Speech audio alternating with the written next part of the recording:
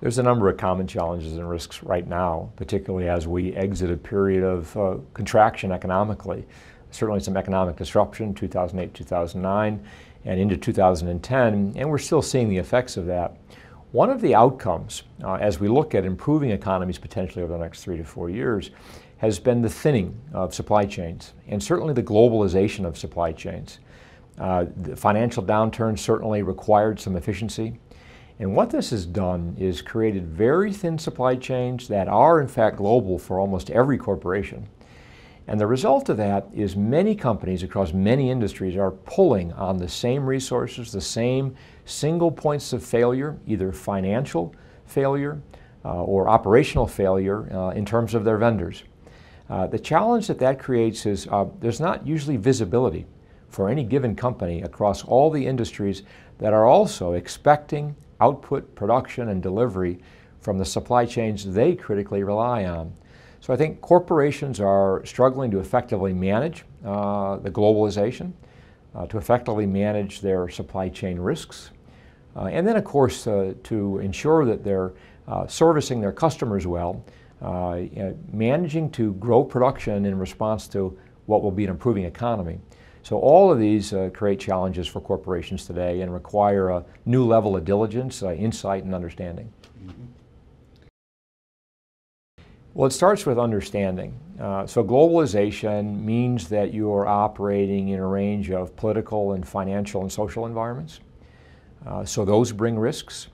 Those are also differing regulatory environments. So information and understanding is where it starts.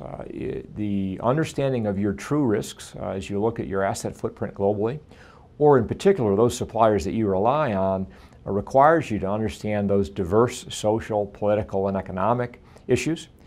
Many of our core suppliers now are in emerging markets and in various places around the world where there are risks socially, politically, and economically. And then certainly having understanding of productive capacity, productive volumes, not only within your own industry, but again, those industries that are pulling on those common suppliers. Those are areas where corporations have to have a deeper understanding, insight, and really be on top of those potential risks. Well, this is a real challenge because corporations, of course, have been focused on efficiencies and effectiveness. So reducing costs in a lower growth environment, of course, that constrains options. And it also requires you to become very, very efficient so you can continue to invest appropriately and deliver the returns that shareholders expect.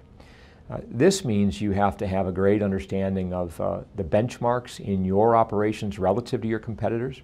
So operational efficiency and effectiveness become critical in this environment because the differential can be that performance and investment opportunity that's driven by your own efficiencies. Then I think an understanding of the design and development pipelines. There is a very rapidly moving technology landscape around us, and that's enabling competition in new ways. And I think sorting through that and sorting through the opportunities are what companies are facing now. And that means a lot of information flowing at you. And sorting through that, again, understanding how you benchmark in terms of your operations, how others are performing, and that means distilling information in a way to create analytics, impact information as opposed to volumes of information. And then also, we've got a great diversity of sources of information around consumers. Not only businesses and how they make choices, but consumers and how they make choices. And the volumes of that information has just, a tsunami of information is coming at corporations today.